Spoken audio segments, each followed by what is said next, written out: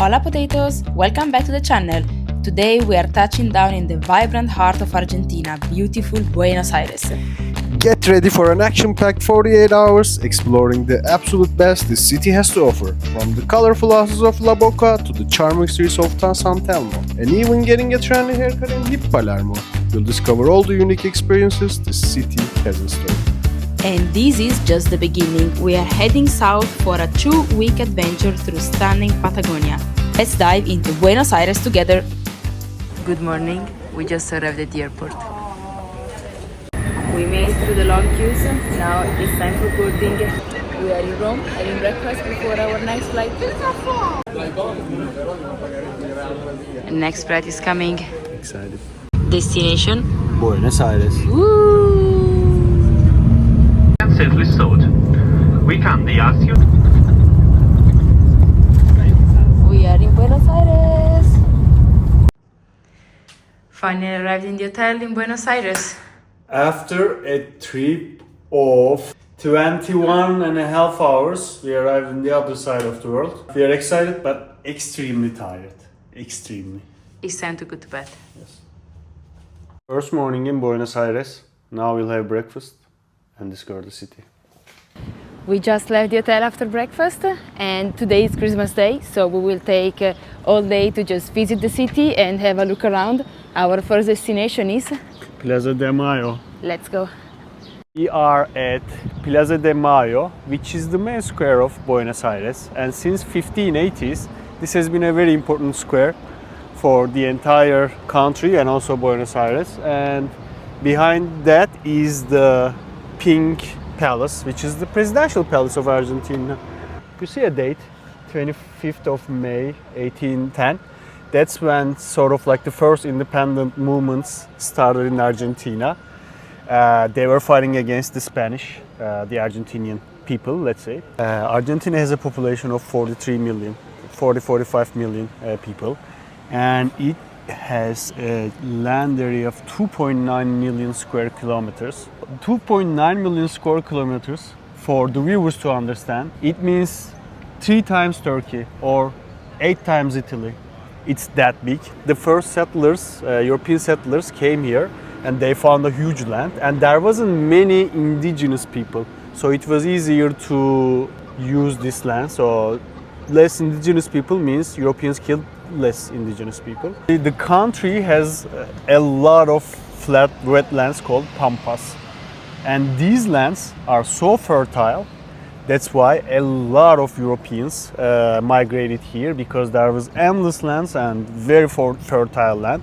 In the south and the west, the country is blocked by the Andes, which are some of the highest mountains on the planet. The highest and the lowest part of South America is in Argentina. Aconcagua is at 6,700 meters. Another interesting information is Aconcagua is the highest point outside of Himalayas. So think of Himalayan range, and outside of that, the highest mountain is in Argentina actually. And the lowest point is minus 100 meters, also in Argentina, in a lake that I can't remember right now. Let's talk about the people of Argentina. Majority is European descendant, mainly Spanish and Italian. Around 47% of the population is of Italian descendants. These are mainly northern Italians and northern Spanish also that migrated the first, and then there's some mixed indigenous populations as well. Beginning of 19th century, Argentina got its independence, but before that it was actually part of the Spanish kingdom that was in a way reporting to Peru. After independence, Argentina went through an outstanding growth spurt. What this caused is between 1850 and the beginning of 1900s up to 1920, close to 7 million Europeans migrated here. There was something called sort of like Argentina frenzy. It was even more popular. It was as popular as the United States for the Europeans, because the European economy was doing bad, and Argentina, because there is so much fertile land and so much farming opportunities, as well as a lot of cattle and export. The Europeans migrated there. Italians, for instance, came from Genoa area. Another interesting information is so many Europeans were migrating.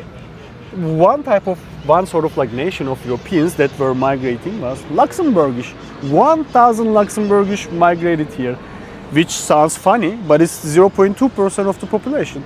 So it was very big. This is the cathedral where Pope Francis was main priest of Buenos Aires. There is a very nice word for main priest, but I forgot. Let's go visit. We are walking around San Telmo neighborhood,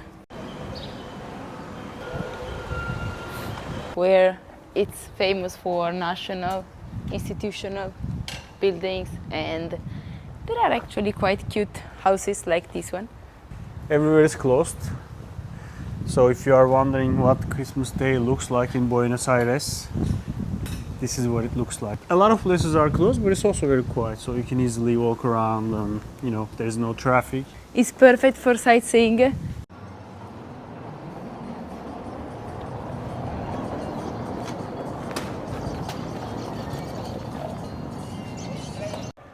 We are in San Telmo, walking in the nice neighborhood of Buenos Aires. Concepts about Argentina that you should know. One is parillas, which means steakhouses. Why is Argentina beef so famous? There is a reason for that. Essentially, the reason is these pampas that I told you about. Huge fertile soils, and the cattle that was first introduced by the Spanish, but then the British also brought Angus and very good like Scottish cattle. They have so much land and they have such good grass to eat that their meat is significantly better than everywhere else in the world. So because they are not confined to spaces. Like I said, Argentina is huge, and the south has like gigantic plains where cattle can essentially eat and feed. Back in the day, there were so many cattle that, you know, these daily workers would just kill randomly them and then just eat the tongues, and the rest would be left for animals. Like they had that much cattle. Special cuts, like the beef cuts, etc. They are very good at the steak making, and that's why still all around the world the fancy butchers come to Argentina to learn steak, and we will taste those steaks. I came for steaks to Buenos Aires. Obviously, like the export of beef was huge back in the day. It's still big, but the world economy changed. Now it's more about technology. Another reason why Argentina was, is still not Switzerland, let's say. In 20th century, there was a lot of political turmoil, a lot of corruption caused Argentina to fall back from the rich world. Where it all started is 1929, Great Depression. When the world economy got into crisis, what happens is you can't export your grain, your beef, and technology changes. Things started to change for Argentina. Let's now go to our second stop of the day. La Boca. Heading towards La Boca. Very nice and artistic. We are in front of the La Bombonera Stadium. If you are a football fan, you definitely know the stadium because it's the stadium of Boca Juniors. Boca Juniors is one of the biggest clubs in Argentina. It's the biggest rival of River Plate. A River Plate Boca Juniors game is generally described as the biggest rivalry in world football. It's sort of like a worship place for football fans all around the world. Secretly, I support River Plate. I don't know why, although Boca Juniors has my local team's colors. But it's, like I said, football is like religion in Argentina. They are the latest world champions. There are 5 big teams in Buenos Aires. Vélez Sarsfield, Independiente, one more team, Boca Juniors and River Plate. When they play each other, it's called a Clásico. When Boca Juniors play River Plate, it's called Super Clásico. This is a legendary stadium. Let's see.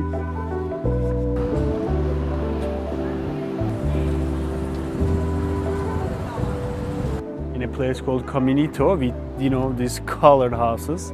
To be honest, so far it's my favorite neighborhood of Buenos Aires. I am letting you know live now.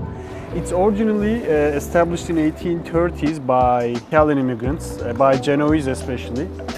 These colorful houses, it's actually a new thing. It was done in 1950s by an artist whose name Chiara will put down.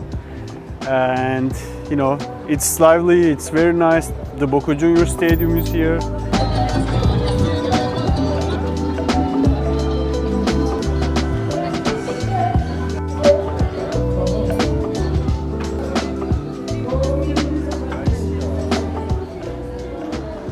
they are cooking barbecue on the street. Let me show you. They are cooking barbecue on the street, right there. And they just sell it in the middle of one of the most touristic neighborhoods of the city of Buenos Aires. This neighborhood is very nice, very colorful. So far, the one where we saw most people. And now we're gonna get something to drink. Having dinner with Argentinian steak. Look at this.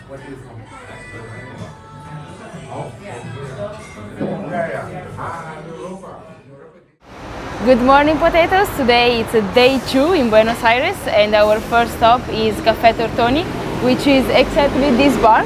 Café Tortoni is an historical landmark in the city, and it was founded in 1858. Since then, has been an iconic place where intellectuals used to gather, and there always used to be tango exhibitions during the days and during the evenings. So it's kind of a special place. The style of the cafe is a mix of French with a Buenos Aires context, so you will see tango playing inside, which is quite unique. All right, now we are looking for some change, and we are in I would say a shopping street. Let me show you guys. So essentially, it's very interesting. People here try to sell you dollars. So, and the police sees them, and there is no problem. Like, I don't know. Look, is you here? You here? You heard the cambio? That lady, for instance, is an exchange office, human exchange office. But how reliable it is, We don't know. So we will go Yeah. to So a bank or an exchange office.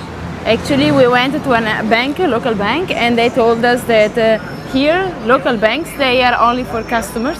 If you are a foreigner, you need to go to Casa de Cambio, and you can Google it. It's exactly called like that.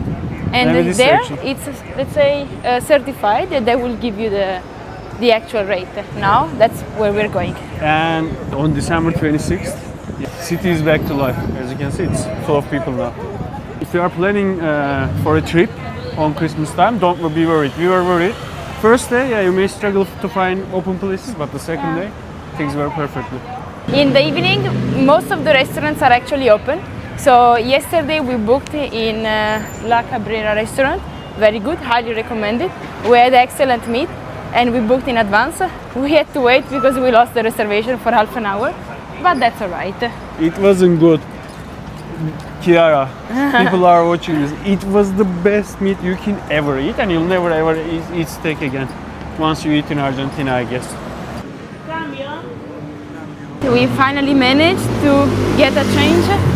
Now the next stop is Teatro Colon, which is another historical landmark here. So now let's go. It's going to be quite close from where we are.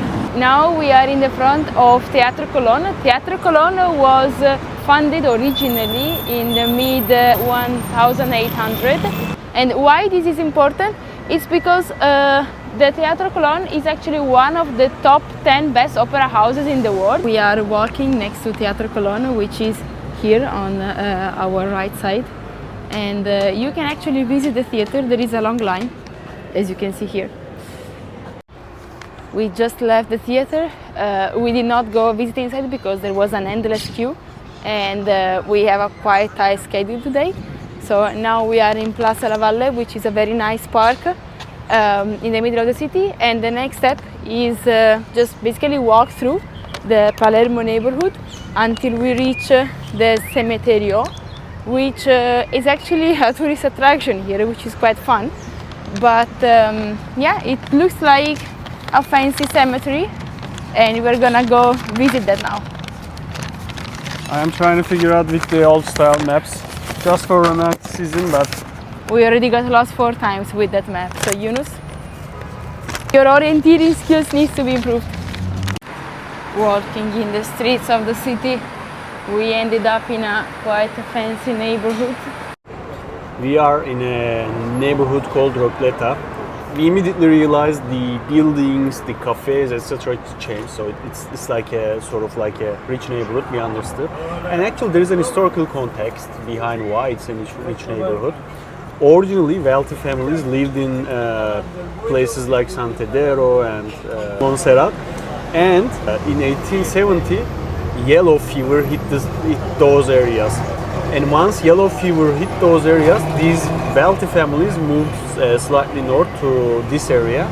They essentially settled here, and this place started to become wealthier. And what happened is they brought architects from France. They made sure that the architecture of the buildings looked more like Europe, because they were so rich, they wanted to look more European. And they would send their kids to study in Europe, especially in Paris. And there is a saying in French, rich as Argentine. It comes from back in those times. As we said before, Argentina was one of the richest countries on the planet. Their richness comes from cattle and farm exports. So we previously talked, Argentina has huge farmable land, and they are the best in cattle farming. And we will also go to the cemetery now, which holds the graves of very famous Argentines with good architecture. And Eva Perón is probably the most famous one of them. The reason why Eva Perón is famous is because her husband was the president of Argentina, and they sort of developed an ideology called Peronism. It's neither left nor right, but they support workers' rights. Eva Perón was especially very influential in the country, and when she died, for weeks they mourned it. I think another reason why she's famous is a 1996 or 7 movie called Evita, where Madonna played Eva Perón, and the whole world probably learned about her like this. We just arrived in the park where there is a Cementerio de la Recoleta, which is a famous graveyard, and it should be exactly that one. Starting from here, and that is the entrance probably. This is the Cementerio de la Recoleta, and it's very famous because it's the oldest cemetery of Buenos Aires.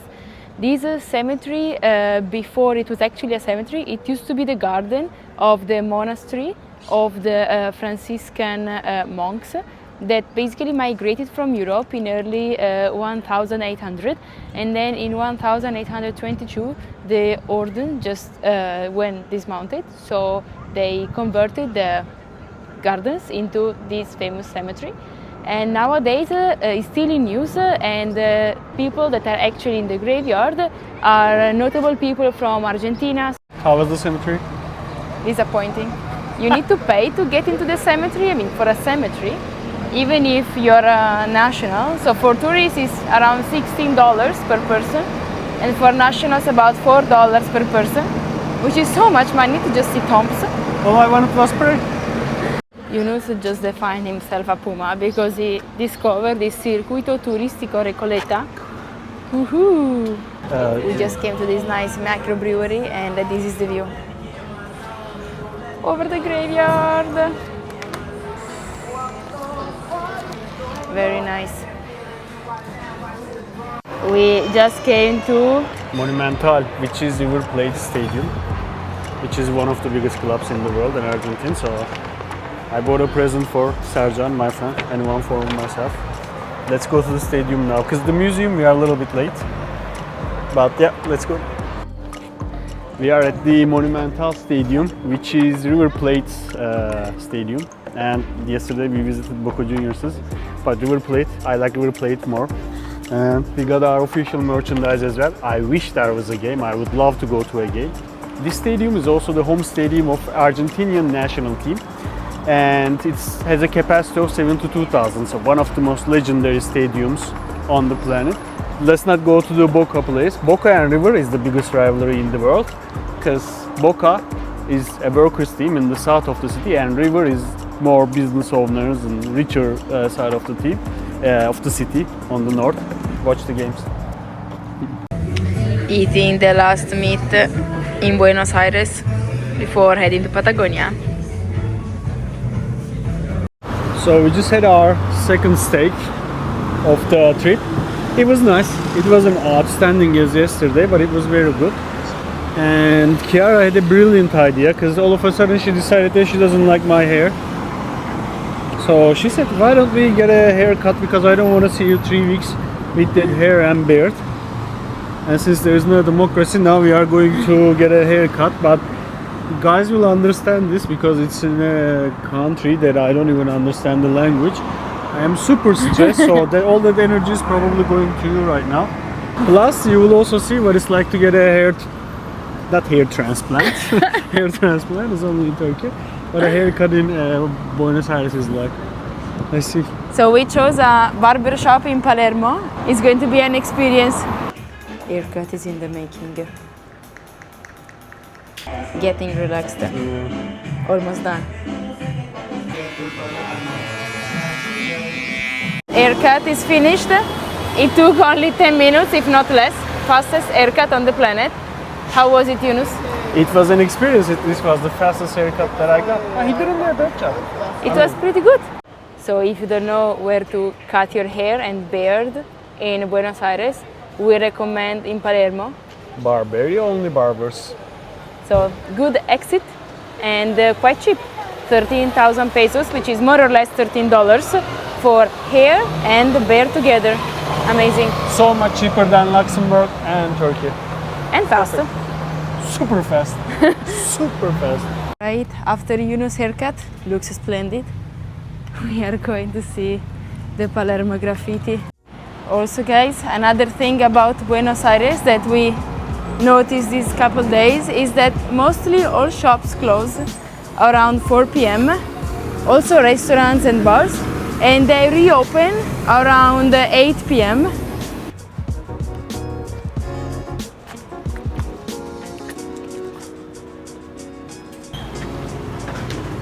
We just arrived in one of the graffiti streets.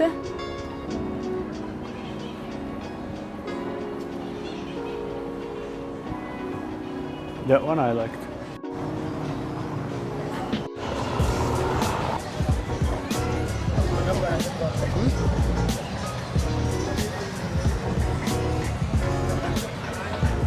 It's a cool place, yeah. We are in Plaza del Congreso. The building here in the back is the Congress building, and this is one of other main squares. We've been walking for more than an hour from Palermo here, approximately 6 kilometers, but this is a nice square with the Congress It's a nice building. square, yeah. It looks like the US Congress building. It's normal that it's influenced, so yeah, it's nice. It's very nice. We are at our last night in Buenos Aires, and before leaving we group for you what we like and what we did not like about the city. I can start by saying that 2 days is actually, at least for us, it felt enough for Buenos Aires, because if you are coming to see the monuments, it's not like some of the, let's say, like big famous European cities or historical cities. For me, there is not that many monuments to see historically, but it's mostly the life, the tango, the food, the steak is outstanding, outstanding. For me, I liked Buenos Aires for the fact that it's crowded, but you don't feel the crowd. It's a huge city with a lot of population, but despite that, you walk around the streets and it's actually very nice to walk around and just explore the city. One thing that I think Buenos Aires is like, it's a stopover for generally Patagonia trips. Normally you don't see it. Normally people go to Paris, people go to Roma, people go to Istanbul and then go to seaside. Here it's like they want to see Patagonia, but Buenos Aires is sort of like the place to come first, like because of the international airport. And one thing that also we did not like that much is that despite being a capital city, most of the places, at least those where we have been, people don't speak English. So it's not always easy to interact with locals. Also in the restaurants, shops, it's very hard to find English speakers, workers. I think that's close with the favorite neighborhoods. For me, it was La Boca. I liked it. It's not the fanciest place because today we've been to the fancier places. And although I am a River Plate supporter now, I like the La Boca and the culture, and you know, you always want to go for the underdog. I'm always with the poor people, except for the team. Now, for me, one of the best was Palermo because it's super alive. There are a lot of like colored places, colored houses, and main squares, kind of Italian style with a more hippie place, I would say. A lot of bars, restaurants, and cafe. Very livable, but also La Boca, I agree, it's really, really nice. Because that's the original Italian place, La Boca. True. This is all about Buenos Aires. Stay tuned because there will be a new video coming up about Patagonia. So tomorrow we will fly to Patagonia for a big trip. We will go to El Chaltén first, where there will be a separate video, and then finishing with Torres del Paine, and last but not least, Punta Arena and Los Penguins. We are about to land in El Chaltén. This was the most frozen flight